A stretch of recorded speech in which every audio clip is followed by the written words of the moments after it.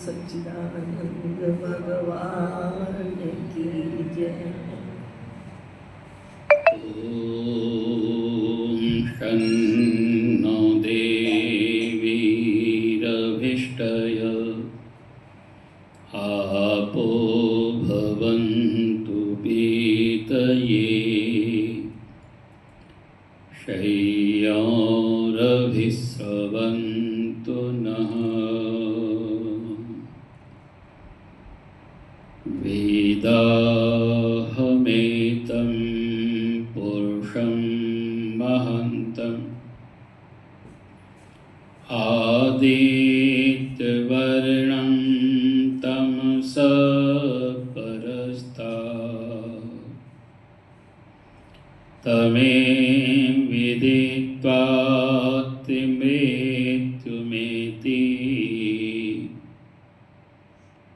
नान्यपन्था विद्यते यनाय।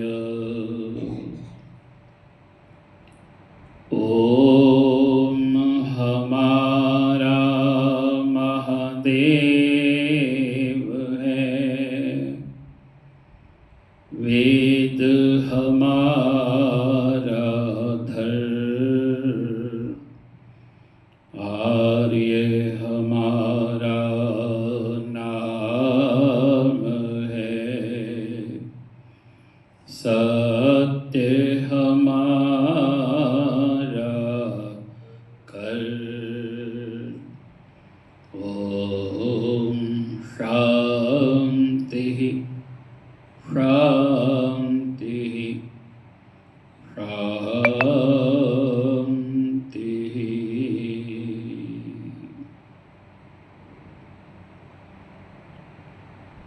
सत्संग के इस बड़े ही परम पावनी पवित्र बेला में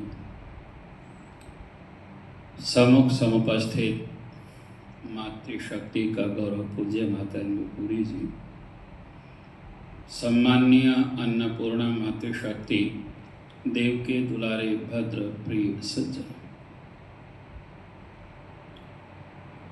बहुत ही सुंदर चर्चाएं भजनों के साथ साथ श्रीमद् भगवद गीता जी के माध्यम से श्रवण कर रहे थे और बहुत सुंदर भाव हमारे सम्मुख है। व्यक्ति किसी भी परिस्थिति में क्यों ना हो, तब भी इसे केवल और केवल धर्म के अनुकूल चलना चाहिए। जीवन में हम सभी प्रतिकूल परिस्थितियों को तो याद करते हैं, लेकिन जो अनुकूल परिस्थितियां रही उनको हम भूल जाते हैं। जबकि हमारा जो प्रयास होना चाहिए, अनुकूल परिस्थितियों को हमेशा याद रखना और प्रतिकूल परिस्थितियों को भुला देना और आगे से फिर से और ज़्यादा मेहनत के साथ और ज़्यादा शिद्दत के साथ आगे बढ़ना। मनुष्य को गलती का पुतला माना जाता है, संसार का सिरमौर कहा जाने वाला, सब योनियों में सर्वश्रेष्ठ कहे जाने वाला कमाल की चीज है। इसे तो गलती का पुतला कहा और बाकी जितनी योनियां हैं किसी को भी नहीं कहा कि ये गलती के पुतले हैं। इससे एक भाव स्पष्ट होता है कि धर्म है तो वो व्यक्ति के लिए है, साधना है तो वो व्यक्ति के लिए है। साधारण से भाव में अगर कहते तो जिसे हम कहते इंसानियत, क्योंकि हमें परमात्मा ने दो चीजें बड़ी विशेष दी हैं जो अन्य योनियों को नहीं दी। एक हमें बुद्धि विशेष दी है और दूसरा कर्म करने के लिए हमें हाथ भगवान ने विशेष दिए हैं जो अन्य किसी भी योनि के पास नहीं। और अगर हैं तो न वो इतना स्पष्ट बोल पाएंगे, न इतना स्पष्ट विचार कर पाएंगे और न इतना सरलता के साथ वो कार्य कर पाएंगे। इसलिए संसार की सबसे ज्यादा जिम्मेवारी इस व्यक्ति पर आकर के टिकती है। आदि काल से लेकर के आज पर्यंत जितने भी उपदेश हैं, शिक्षाएं हैं, वो सारी की सारी व्यक्ति के लिए है। ये मत मजहब सब व्यक्ति को सिखाने के लिए, लेकिन व्यक्ति है न जाने किस कुंभकर्णी नींद में सोया पड़ा है, इतना जगाने पर भी ये जाग नहीं रहा, समझ नहीं रहा है, और उसका परिणाम इस व्यक्ति के सामने है। जब प्रकृति भी हमसे बदला लेने के लिए तत्पर तैयार खड़ी हो गई, और हम इससे ज्यादा क्या देखेंगे, क्या सोचेंगे, क्या विचार करेंगे। इसलिए जरूरी है कि व्यक्ति अपने धर्म पर डटे। धर्म कौन सा? जो सत्य सनातन वैदिक धर्म है, वही असली धर्म है, जिसमें आत्मवत् सर्वभूतेषु यः पश्यति स पश्यति। ये कह दिया कि जो आत्मा के समान, स्वयं के समान सबको जानता है, वास्तव में वही देखता है। बाकी तो देख करके भी देख नहीं रहे होते। ये सामान्य चर्चा नहीं, बल्कि बड़ी विशेष चर्चा है। और भगवान श्री कृष्ण इसीलिए कहते हैं, चाहे रण कितना भी बड़ा क्यों हो, युद्ध कितना भी बड़ा क्यों ना हो, तुम तब भी धर्म के पक्ष में रहो। महाभारत में यही तो हुआ, जिसका हमने कलयुग में लगभग 150-200 वर्ष पहले एक नजारा देखा। 5200 वर्ष पूर्व भगवान श्री कृष्ण और 5 पांडव, 6 व्यक्ति एक तरफ खड़े हैं, और सारे के सारे देश विदेश एक तरफ खड़े हो गए, अधर्म के पक्ष में खड़े हो गए, जिसे हम दुर्योधन का पक्ष कहते हैं। कलयुग में महर्षि दयानंद जी महाराज ने यही भाव रखा कि मैं धर्म की बात कहता हूँ, जिसे लगता है ये धर्म है, कहते वो बातों को समझ ले, और जो समझना नहीं चाहता वो अधर्म के पक्ष में है। बहुत सारे लोगों ने बातों को समझा। वास्तव में धर्म क्या है, वेद क्या है, ईश्वर क्या है, न्याय क्या है, गणित क्या है, ज्योतिष क्या है, भूत विद्या क्या है, इन सब विद्याओं को जानने का भरसक प्रयत्न किया तो महर्षि दयानंद जी महाराज के अनुयायी हो गए। लेकिन महर्षि दयानंद अकेले हैं और सारी दुनिया एक तरफ है। आप विचार तो करो, धर्म फिर भी जीत गया। इससे हमें संभल लेना चाहिए, संभलना चाहिए कि एक महाभारत का युद्ध था, एक कलयुग में वेदों के प्रति महर्षि दयानंद जी महाराज ने महायुद्ध किया, और आज हम फिर भी समझ नहीं पा रहे। वास्तव में धर्म के अनुकूल जब जीवन में चला जाता है तो जीवन में उत्तमता और श्रेष्ठताई आती है, और कहते हैं इससे किसी भी हालत में पीछे नहीं हटना चाहिए। महाभारत में तो आमने सामने हमले थे। महर्षि दयानंद जी पर आमने सामने से तो हमले हुए ही, पीठ पीछे से भी हमले हुए, और सैकड़ों बार की स्थिति उनके जीवन परिचय में लिखी। भातव सज्जनों, तब भी वो व्यक्ति माना नहीं, हटा नहीं, उन्होंने कह दिया धर्म यही है। हाँ, किसी को नहीं समझ में आता, किसी को नहीं पता चलता, वो मेरे पास आए, बैठे, विचार करे। आपकी बात ठीक होगी तो हम मान लेंगे, हमारी बात ठीक होगी तो आप मान लेंगे। लेकिन आंधों के अंधे और गांठ के पूरे कब मानने वाले थे। स्थिति आज उससे भी बड़ी बदतर हो गई। तब भगवान श्री कृष्ण की ये बात हमारे सामने आती है कि व्यक्ति अपकीर्ति को गाता है, अपमान को गाता है, लेकिन जो मान सम्मान मिला है उसको कभी नहीं गाता है, कभी नहीं कहता है। हम सब जगह जाकर के सम्मानित होना चाहते हैं, लेकिन कोई हमारे पास आए तो हम सम्मानित नहीं करना चाहते हैं। ये जो अपकीर्ति के कार्य हैं, भगवान श्री कृष्ण कहते हैं ये सब गाएंगे, सब देखेंगे, सारी दुनिया जानेगी, अर्जुन तो आज धर्म से हट रहा है। धर्म तो किसी की भी कीमत पे छोड़ने की चीज नहीं। और कहते हैं ये जो अपकीर्तियां होती है ना, कहते हैं ये तो सम्मानित व्यक्ति के लिए मरने के समान होती हैं। मानो वो जी तो रहा है लेकिन जीना जीना नहीं होता। इसलिए व्यक्ति को अपकीर्ति से बचना चाहिए। कहाँ कहाँ होती है? बहुत सारे स्थान हैं हमारे यहाँ, सम्मानित होने के भी और असम्मानित होने के भी। यूं कह लीजिए, बात बात सम्मान दिला सकती है और बात बात अपमान दिला सकती है। इसलिए व्यक्ति को हमेशा कीर्ति के ही कार्यों को करना चाहिए, अपकीर्ति के कार्यों को भूल करके भी नहीं करना चाहिए। चाहे वो किसी की उधारी का लेन देन है, चाहे वो किसी का हिसाब किताब है, चाहे अन्य अन्य छोटे मोटे कार्य हैं, इन सब को तुरंत समेट देना चाहिए, क्योंकि पल का भरोसा नहीं। बहुत सुंदर भाव अभी भजन में गा रहे थे, क्या लेकर के आए और साथ भी कुछ नहीं जाना। जब ये स्थिति है तो हम आज के कार्य को कल पर क्यों डालते हैं?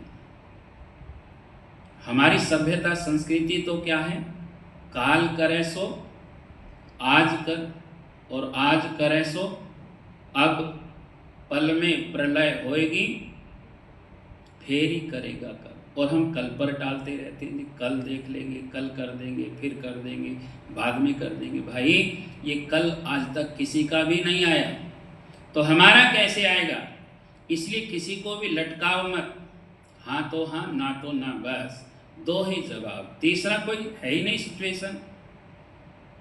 अर्जुन धर्म के लिए मना कर रहा है, कृष्ण कहता है धर्म कर। समझाया कृष्ण ने तो समझ गया, ठीक। जो नहीं समझे अब उनको मरना पड़ा, समाप्त होना पड़ा। यही तो स्थिति है। हम जब समझदार स्वयं हैं, समझा करके थक जाते हैं, तो हम क्या कहते हैं? अब तुम जानो, तुम्हारा काम जाने। अब नहीं समझा सकते। और पको हुओं को समझाना तो बिल्कुल ही बड़ी खराब चीज है, समझा ही नहीं सकता व्यक्ति। कुम्हार के आवे में पका हुआ घड़ा दोबारा से कभी बनता नहीं है, वो जो सा बन गया बस बन गया। इसलिए प्रयास करो, अच्छे स्वभाव को अपनाओ, अच्छे संस्कारों को अपनाओ, और कल पर कोई भी बात मत टालो। अभी करके बस समाप्त करो। पता नहीं अगला पल आएगा भी या नहीं आएगा। ये संसार ऐसी है, ये प्रकृति ऐसी है, इसलिए यहाँ प्रयास क्या करना? 16 कलाओं को अपनाने का ढंग बनाओ। कि ये 16 कलाएं जो हमारे महापुरुषों में थी, जिन्हें हम अवतारी महापुरुष कहते हैं, जिनकी हम पूजा सत्कार सम्मान करते हैं, उनकी तरह हमारे भीतर भी ये भाव, इच्छा दृढ़ होनी चाहिए धर्म के प्रति। धर्म का मन में आ जाए तो उसको कर दो, और अगर आपने छोड़ दिया तो वो छूटता छूटता चला जाएगा। पता नहीं वो पल फिर आएगा या नहीं आएगा। दूसरी स्थिति, ये विचार और चिंता करो, ये प्राण अभी है, थोड़ी देर का कोई भरोसा नहीं, इस प्राण को संभालो। तीसरी स्थिति है, जिसे हम तीसरी बात कहते हैं, वो है श्रद्धा। इसे जितनी जल्दी हो अपने भीतर अपनाने और बनाने का प्रयास करो। बड़ों के प्रति, धर्म के प्रति, ईश्वर के प्रति, यज्ञों के प्रति, संध्या के प्रति, गौ के प्रति, राष्ट्र के प्रति जितनी बढ़ा देंगे, उतना ही हमारे भीतर लाभ लाभ और लाभ ही होता चला जाएगा, कभी उसको घाटा नहीं होगा। चौथी कला हमारे भीतर जो होनी चाहिए वो है इस पृथ्वी की रक्षा सुरक्षा। चाहे वो प्लास्टिक से करनी हो, धुआं से करनी हो, चाहे हमें पेड़ पौधों को लगा करके करनी हो, ये जरूरी है, क्योंकि इसके बिना हमारा जीवन नहीं है। वेदों में तो पृथ्वी शुक्ति दिया, और कितनी कठोर गंभीर बात कही, एक कदम भी पृथ्वी पर बेकार में मत चलो। अब इससे ज्यादा भगवान क्या समझा देगा? व्यक्ति जहां जहां चला है, लगातार चला है, देखो वो आज तक भी भूमि बंजर पड़ी हुई है। आज तक भी कितनी गर्मी इस मनुष्य के शरीर से निकलती है कि वहां रास्ते बन जाते हैं, जंगलों में भी पहाड़ों पर भी, और वहाँ नया कुछ उगता नहीं है। इसलिए पृथ्वी की रक्षा करनी है, धर्म की रक्षा करनी है। पांचवी बात, आपह, इस जल को पवित्र रखो, जल को गंदा मत करो, जल को बचाओ। अग्नि, इसे नित्य प्रति पूजो, नित्य प्रति अग्नि के पास बैठकर के साधना करो। वायु, इसे भी रक्षित सुरक्षित करो। आकाश, ये जो 5 तत्व हैं इन सब की पवित्रता रखना, अपनी इंद्रियों को जीतना और इन पर जयशील बनना। अपना मन, अन्न, शरीर का बल, तप, मंत्र, लोक और नाम, जिसे यश कहा है। कहते इन सब को हमें 16 कलाएं हैं, इनको अपने जीवन में भरसक मात्रा से अपनाने का नित्य नित्य प्रयत्न करना चाहिए। और इस अंतिम बात को कहकर वाणी को विराम दूंगा, जिसमें ये कहा है कि देखो, इस धर्म का पालन तनिक भी सर्व संकट को हरे। अगर तनिक सा धर्म संकट को हर सकता है, तो अगर संपूर्ण धर्म हम करेंगे तब संकट आएगा ही नहीं। बस सीधा सीधा सा है। तनिक सा धर्म लाभ देता है तो बहुत धर्म कितना लाभ देगा। इसलिए व्यक्ति को आज में जीना चाहिए, अभी में जीना चाहिए। कल पर कुछ मत छोड़ो, चाहे ऑफिस का कार्य, चाहे घर का कार्य, चाहे संध्या वंदन का कार्य, चाहे सत्संग का कार्य। ये मत सोचो कि कल से शुरू करेंगे। हम हजारों लोगों को निमंत्रण देते हैं, सब कहते हैं जी बस आ जाएंगे, और वो आज तक नहीं आ पाए। इतना कहने पर भी एक व्यक्ति के पास लगभग कई वर्षों से मैं जाता हूँ, बैठता हूँ थोड़ी देर, बस आप कह जाते हैं, हम रह जाते हैं। मैंने कहा मैंने कहना नहीं छोड़ना। वो कहते जी आएंगे, हम भी नहीं। अगला ये जवाब था, आप चिंतन करो।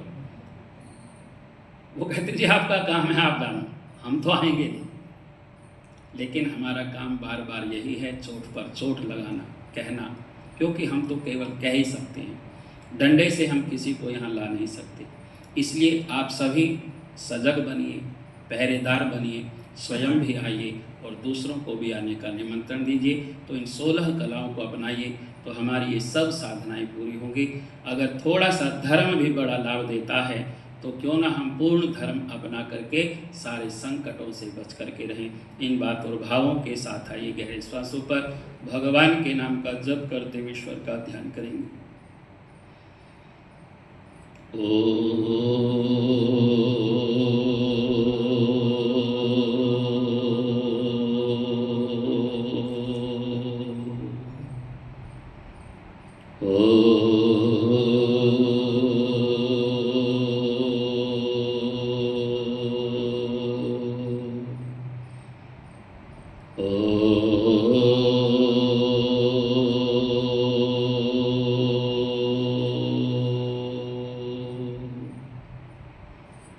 शांत होकर के ध्यान धरेंगे।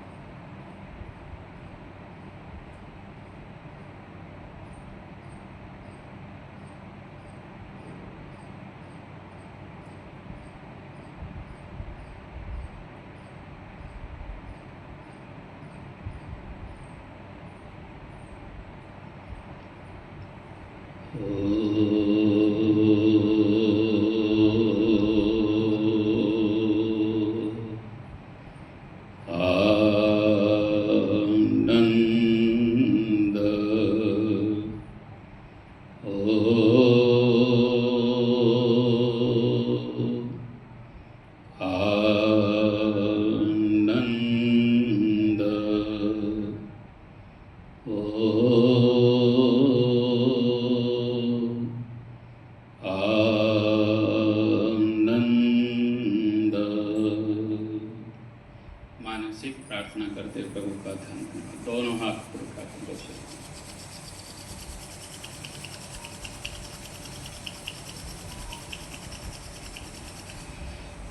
लोग आँखों के ऊपर लगाएंगे। ओम द्यौः शान्तिरन्तरिक्षं शान्ति पृथिवी शान्तिराप शान्तिरोषधयः शान्ति वनस्पतयः शान्तिर्विश्वे देवा शान्ति ब्रह्म शान्ति सर्वं शान्ति शान्तिरेव शान्ति सामा शान्तिरेधि। ओम शान्ति शान्ति। बोली सच्चिदानंद भगवान की। धर्म की अधर्म का प्राणियों में विश्व का वैदिक ध्वनि। ओम